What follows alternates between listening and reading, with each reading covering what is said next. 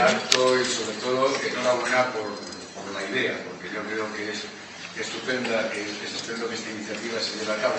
Únicamente dos observaciones. Cuando me plantearon el que tenía que ser lo de Toledo visto por los que participaron en la actividad política, pues ya empieza uno a tocarle los pies. Porque obviamente yo soy de los que sigo diciendo que alejarse de la actividad política en los términos más clásicos de la antigua Grecia, ya sabemos cómo lo llamaban los griegos a los que no participaban en política. Política hacemos en la asociación de vecinos, en la comunidad de propietarios o ahora mismo en este año. Estamos haciendo política gracias a Dios. Y el día que no la hagamos, ese día ya sé que nos podremos dar por engañados. Pero también me encuentro muy satisfecho, me encuentro muy joven. Soy el único de los ponentes no jubilado.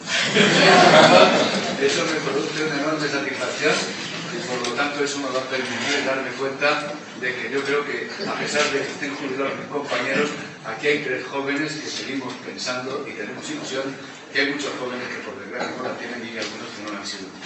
Por lo tanto, muchas gracias. Vamos a ver. El Toledo que soñamos. Mi planteamiento es el siguiente. Como nos hablan de que participamos en la actividad política, pues se me ha ocurrido hacer un paralelismo para darnos cuenta de lo recurrente que es la historia, de darnos cuenta de en qué condiciones empezamos a participar en la actividad política, allá públicamente, claro, antes lo hacíamos de otra manera, pero públicamente empezamos a entrar allá por los años 70. ¿Y cómo era la España de los años 70? Si leemos aquí unas notas que yo he colocado y le quitamos la connotación de los años 70, yo creo que estamos leyendo cualquier titular de prensa. Fuertes desequilibrios productivos y las rigideces institucionales del sistema económico. Inexistencia de mecanismos de regulación económica adecuados. Ahora los tenemos, pero más vale Dios que no los tuviéramos. Crisis energética, disparo del precio del barril, recesión a partir del año 1975 que produjo aumento del paro, falta de inversión, déficit exterior, disolución y muerte de empresas, y se añade al cambio del marco institucional e internacional la recesión mundial y la reducción de mercados externos. Yo creo que poco hemos aprendido porque seguimos jugando con los mismos errores. ¿Qué necesidades tenía España en los años 70? Un ajuste macroeconómico, ya casi lo hemos terminado, con grandes esfuerzos, adaptación del sector público, reformas estructurales, mayor liberalización del marco económico, y en el periodo comprendido entre 1973 y 1982 destacó el apoyo que se hicieron a determinados sectores empresariales y a la gran banca. Vamos, yo es que me quedé asombrado, reconozco que me quedé un poco asombrado. Datos de los años 70. La inflación en el año 77 llegó al 26,4%. La da un 5 de la Merkel. Solo bajó de los 2 dígitos en el año 1984, que nos quedamos en un 9%. Los tipos de interés que pagábamos los curritos, que nos comprábamos un piso, eran del 18%, a 8 años, y como máximo el 60% del valor del piso. La subida de salarios brutos alcanzaba el 30%, con lo cual se generaba inflación, con lo cual subían los precios, y ya saben ustedes que la inflación es el impuesto de los pobres. El trabajador muy contento porque le subieron un 30% el salario, pero luego el litro de leche le subió un 35%. Apañó y no. La tasa del paro era del 16% y el déficit público del 5,5% del PIB. ¿Nos suena? ¿No? Bien.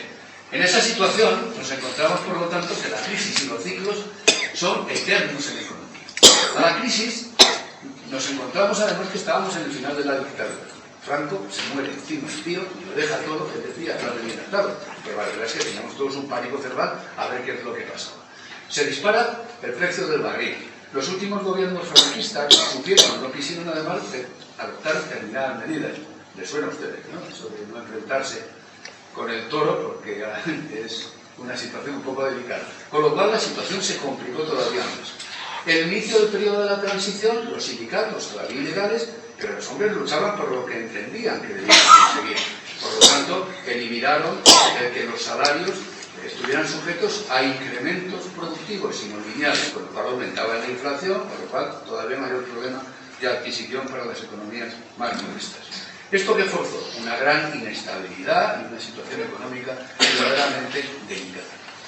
Encima, teníamos una cosa caprichosa. Ahora todos nos acordamos de ETA. Pero ¿les suena a ustedes los nombres que aquí están? El Grapo sí, porque ahora está otra vez con lo de Julio Cordón en la palestra. Pero teníamos unas fuerzas armadas Terra Iure, Loita Armada Revolucionaria, Alianza Apostólica Anticomunista, Antiterrorismo ETA, Grupos Armados Españoles, Guerrilleros de Cristo Rey y el Batallón Vasco Español. Cada cual en una liga en la que querían todos realmente luchar contra algo que era inevitable, y es que era la transición a un sistema democrático y libertades. Como anécdota, y dado que el público el otro día yo veía que había bastantes señoras, vamos a acordarnos de algo que, bueno, ninguna de las aquí presentes lo ha vivido en carne propia, obviamente, son todas más jóvenes. Pero en aquella época todavía estaba vigente el Código Penal de 1870, el Código de Comercio del 85 y el Código Civil del 89. La mujer necesitaba la autorización de su marido para firmar cualquier tipo de contrato, realizar cualquier tipo de compra que tuviera que ser inscrita en un registro y no podía vender incluso las propiedades que fueran de su propiedad como bien para firmar por el gobierno. Bueno, tampoco podía sacarse un pasaporte como persona si no utilizaba el proceso. Anécdotas de esas, yo creo que podemos contarlas que quieran. Y luego el Código Penal establecía unas penas entretenidas para la señora que se le ocurriera insultar a su marido. Y no hablemos del adulterio. El marido podía ser todo el adúltero que quisiera, ahora pobre mujer que la pillara. Podía ser, pero como la pillaran iba a perder. En las elecciones del año 1977, de 350 escaños en el Congreso de los Diputados, solo 21 fueron mujeres, el 6%. Y encima, antes de que acabara ese periodo legislativo, 2 mujeres causaron baja y fueron sustituidas por hombres.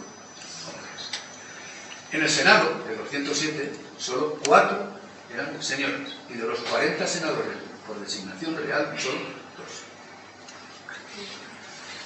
En fin, pero vamos en el retorno al pasado y vamos a Toledo. ¿Toledo qué era? Toledo era esta foto en blanco y negro. Antes Jesús hablaba de la cultura. Esta es una foto del Teatro de Rojas, un día de Corpus del año 77. Si podemos ver, se ve pequeñito, pero podemos ver cuál era la oferta cultural de Toledo en aquella época. Cine en sesión continua. El Zorro de Monterrey, la aventura de Tarzán. ¿Vale? Esa era la oferta cultural que teníamos. El Alcázar ya se había convertido en una entidad financiera.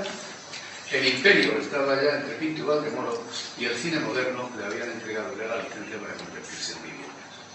No había teatros más que este, que no existía, no lo explotaba el ayuntamiento, sino que era muy particular por concesión administrativa, y Toledo era pues una nube en blanco y negro, que como dice un buen amigo mío, lo único que veía bien era líneas. Encima, pues ya empezamos con la transición de forma definitiva. En noviembre del 75 muere Franco. Hubo un detalle, fue la primera retransmisión en color. La primera retransmisión en color en televisión española fue el entierro de Franco. A mí aquello viéndolo dije, esto va por buen camino. No porque fuera hacia el Escorial, sino porque ya la primera retransmisión en color de aquello implicaba un cambio. Ya del blanco y negro pasábamos al color. Hubo aquí en Toledo una coincidencia generacional. Nos encontramos un grupo de gente muy diversa. Podíamos tener ideas contrarias, podíamos tener ideas diferentes, pero sí teníamos un objetivo común. Había que cambiar las cosas. Empezamos con una entidad que se llamaba FOCUSA, Fomento Cultural Sociedad Anónima. Tuvimos que asociarnos a través de una entidad mercantil, porque con la vida de asociaciones no podíamos juntarnos. Aquella entidad se constituyó a los solos efectos de poder abrir una librería que pudiera traer libros para el diálogo y algunos de los libros que en las librerías tradicionales de Toledo no se traían por si acaso. Era una época en que si cualquier ciudadano hubiera llegado a la biblioteca pública y hubiera pedido el capital, rápidamente hubiera ido un propio al gobierno civil a decir, oiga, que aquí hay un loco que quiere ver el capital de Carlos Mas, aunque fuera un estudiante de económicas, que lo necesitara para hacer un trabajo. Empezó a nacer el equipo de defensa del Tajo y empezaba el movimiento asociativo. Aquí tenemos un ejemplo claro, Ángel en la Asociación de Vecinos del Polígono, o la luchadora de Carmen en la Correchora, vaya dos, luego ya que aguantar de todo el pero eran gente que tenía un poco de interés para poder decir que había que defender lo que era. Llegamos ya a las elecciones, 1977, las primeras. En la Constitución, en el referéndum constitucional en diciembre del 78, las elecciones en marzo del 79, llegan las elecciones municipales en el año 71. El sueño ya empieza a enfrentarse con la realidad. Ya no vale jugar de salvo, hay que tirarse al ruedo. El toro está cerca, hay que empezar a tomar decisiones. Aquello hay que hacer lo que cambie, hay que hacer lo que cambie para bien. Y no vale mirar para atrás. Allí no vale lo de herencia recibida, porque la culpa al muerto, ya por mucho que se le echaras, era evidente que la responsabilidad la tenías que asumir en el tiempo presente. Todas las energías había que dedicarse a trabajar para poder hacer un Toledo más culto y desarrollado, en el que la ensoñación de un pasado que ya no puede volver nos sirva solo para aprender a no repetir lo que de malo en el mismo hubo y potenciar lo que de bueno. En aquella primera corporación se incorpora la mujer por primera vez a un pleno municipal. Hubo 3 señoras: Concha, María Teresa y Maribel. Minuto de publicidad. Las 3 en UCD. Para el PC, para el PSOE no existían las señoras todavía. Siguen los primeros proyectos por unión de las mejores ideas que cada uno pueda aportar. Y todos los grupos tienen delegaciones de la alcaldía. Hubo generosidad por parte de todos. Nos dimos cuenta que allí teníamos que aprender. Ninguno sabía. Nadie podía enseñar nada a nadie. Éramos una locura de jóvenes en donde alguna persona con mayor edad lo que aportaba era una experiencia de años. Pero ¿quién tenía conocimiento joven? Absolutamente nadie. Por lo tanto, teníamos que tener la humildad de reconocer que todos íbamos a aprender. Y se procuró, con todas las tensiones, con todos los errores y fallos que tuvimos, y fueron muchos, hacerlo lo mejor posible. Y cuando había una propuesta que se llevara al pleno, la llevara quien la llevara, no había oposición. Nos oponíamos solo a la mediocridad. Y eso fue, yo creo, lo que hizo, para mí, más satisfactorio el estar en aquella corporación. Aquella corporación, además, con mucho fue la que menos costó a los toledanos. Ni un concejal liberal. Por lo tanto, yo creo que pudimos ser buenos o malos, pero hay 2 cosas que no nos van a quitar. Fuimos la primera y la más barata. En otro sentido, también de cosas, funcionábamos con un presupuesto pequeñísimo, escaso, 300 millones de las antiguas pesetas. Pero conseguimos también una cosa: 4 años de legislatura, 4 presupuestos aprobados por unanimidad, y la cuenta de liquidación del presupuesto se aprobó los 4 años por unanimidad. No vino mal. Y hoy quiero recordar a aquellos compañeros que están con nosotros, ¿no? Porque lo cierto es que han pasado tantos años que Concha, Gonzalo, Manolo, Daniel, Antonio, Luis, pues ya, por desgracia, la biología ha hecho que no puedan acompañarnos como hubiera sido seguro su deseo. Bien, hoy han pasado 34 años. Vamos a hablar de futuro. Yo creo que ya los sueños cumplidos son una realidad, pero todavía quedan muchos sueños por los que seguir luchando. Ustedes me dirán, bueno, en momentos de crisis, ¿qué proyectos ilusionantes podemos tener? Con la que está cayendo, como para meterse a hablar de proyectos, es evidente que hay un desánimo, hay un horizonte muy poco esperanzador. Pero tengan en cuenta ustedes que por mal que esté la escena actual, la obra todavía es muy larga y queda mucho por representar. Y crisis ha habido. Siempre la peor crisis es la que uno vive. Pero crisis ha habido, tan gorda como esta y más. Y las habrá, por desgracia, tan gorda o más que esta. Por lo tanto, nuestra obligación, que nos toca vivir esta, y que para nosotros ahora es la peor, lo que tenemos que hacer es intentar luchar para salir de ella. ¿Cómo? Pues hombre, haciendo un proyecto de ciudad. Yo creo que tenemos que llevar adelante entre todos un proyecto de ciudad. Proyecto de ciudad del que Toledo carece. Yo aquí hago un reto. Ustedes saben qué proyecto de ciudad tiene el ayuntamiento. No me refiero a esto, me refiero al ayuntamiento. ¿Saben ustedes qué proyecto de ciudad tiene la Junta de Comunidades? No me refiero a esto, me refiero a la Junta. ¿Algunos de ustedes les han dicho que quieren un proyecto de ciudad concreto? Hay un modelo. Yo todavía debe de ser que no estoy informado, yo no lo conozco. Y he colaborado en el plan estratégico de la ciudad de Toledo para el horizonte de 2020, que ha costado 4 años sacarlo, cuando se tenía que haber hecho en 12 meses, y yo creo que seguimos intentando.